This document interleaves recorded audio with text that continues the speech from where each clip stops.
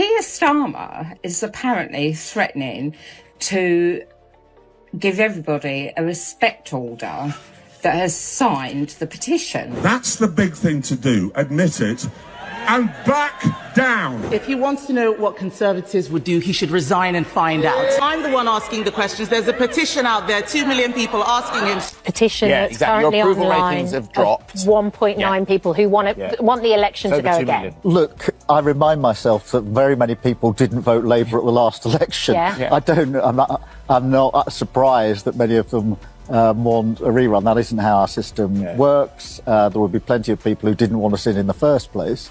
What I focus on is the decisions that I have to make every day. The thing is, if you make your mind up, as I have done, that we're going to do the difficult things first, then I think it's inevitable that people do feel they're difficult decisions. I mean, I understand that. If you don't like the changes that we've made, I say the door is open and you can leave. Where the last government failed you, this one will not.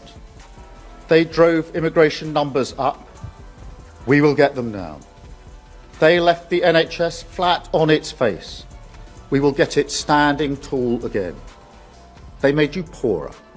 We will put more money in your pockets. It won't be quick or easy, but we are going to turn things around. Not with gimmicks, but with graft. A government that will not rest until the foundations are fixed, borders are secure, and Britain is rebuilt. Frank, what's your message to the new government? Do you think they get the kind of rural economy at all? No, I don't think any of them have set foot outside Kentish Town for the last 35 years. No, they're a hopeless bunch. So would you invite Keir to your pub, Keir Starmer, the Prime Minister? No, he's banned. He's the first person to be banned. He's actually on a board in the hall. He's banned. Why? What have you got against him?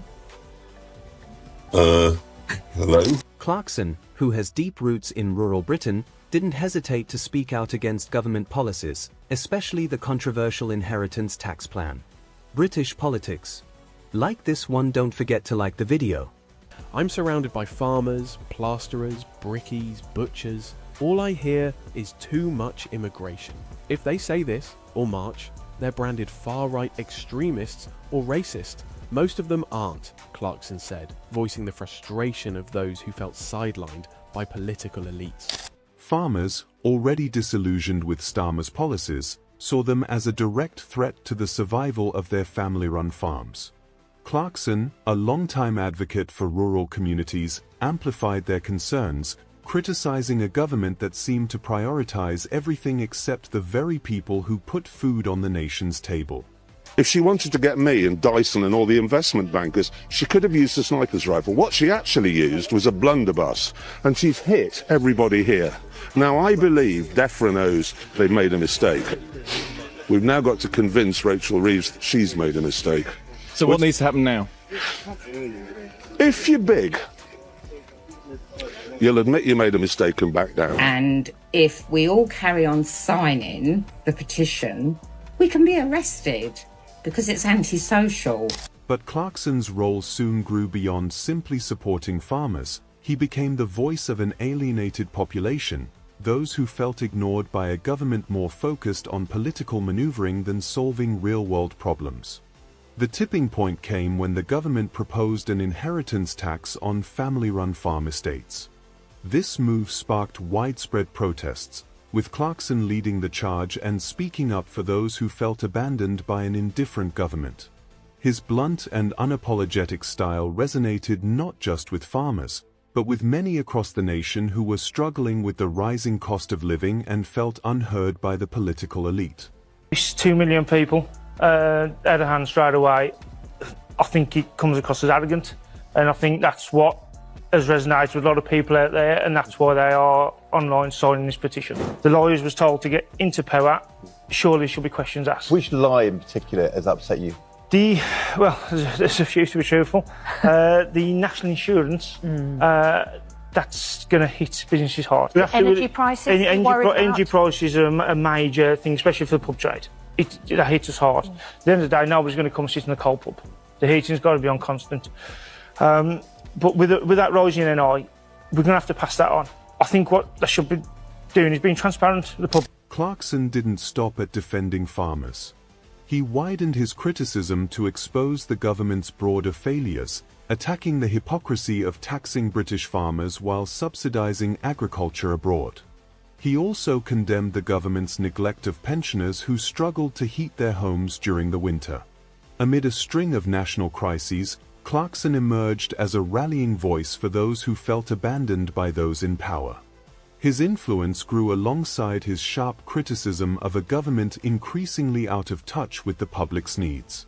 As his protests gained momentum, the personal tension between him and Starmer reached a breaking point.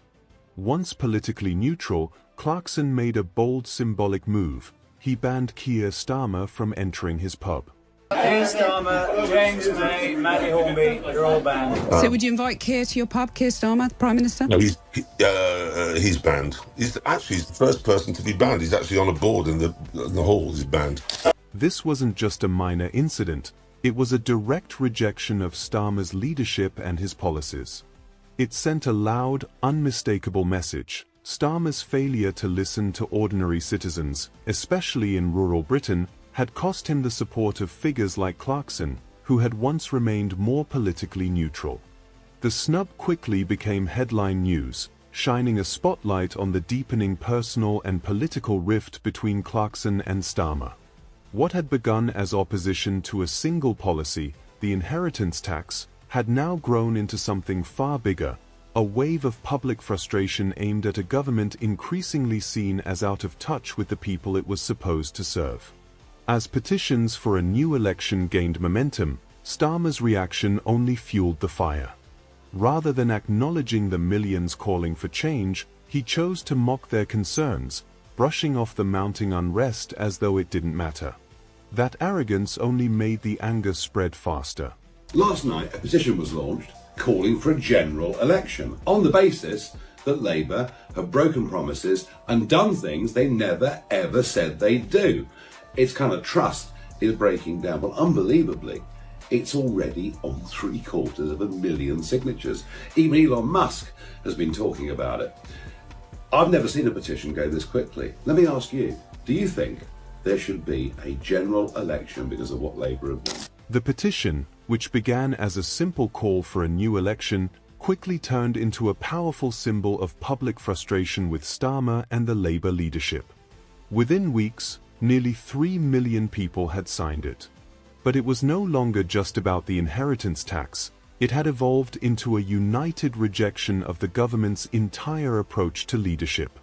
With energy bills soaring, the healthcare system collapsing under strain, and the economy facing growing uncertainty, the petition became a loud warning sign of a nation losing faith in its leaders. Yet instead of addressing these genuine concerns, Starmer dismissed and mocked the petition, deepening the sense that he was out of touch with the people he was meant to serve. Petition that's currently Your approval online ratings have dropped. 1.9 people who want the election to go again. Look, I remind myself that very many people didn't vote Labour at the last election. I'm not surprised that many of them want a rerun. That isn't how our system works. There would be plenty of people who didn't want us in the first place.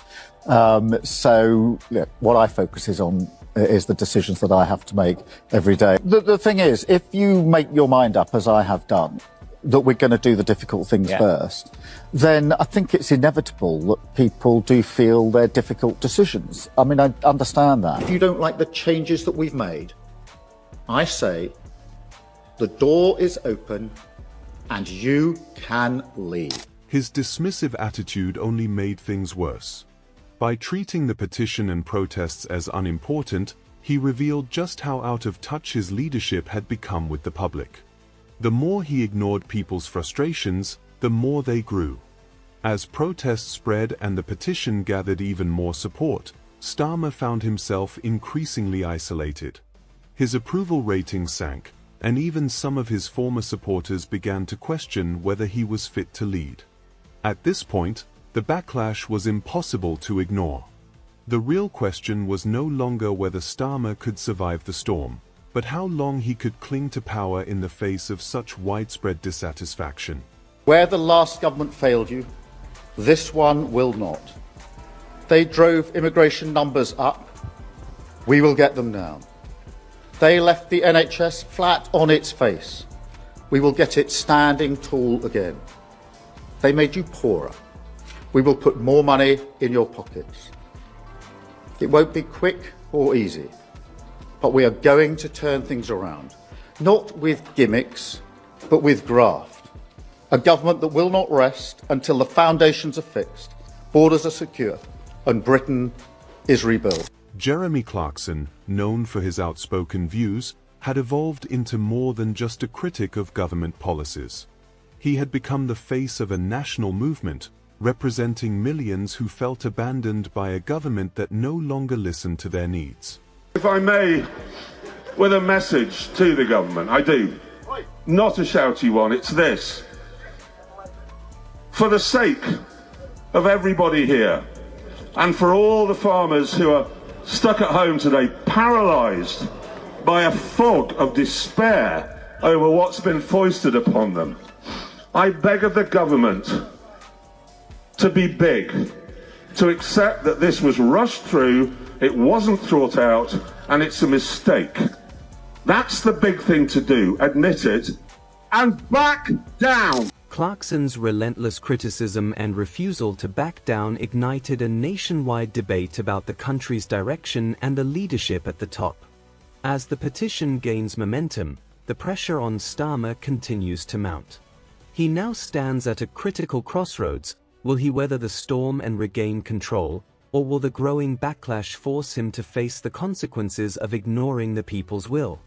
The stakes have never been higher. With political storm clouds gathering, Starmer's leadership faces its most severe test yet.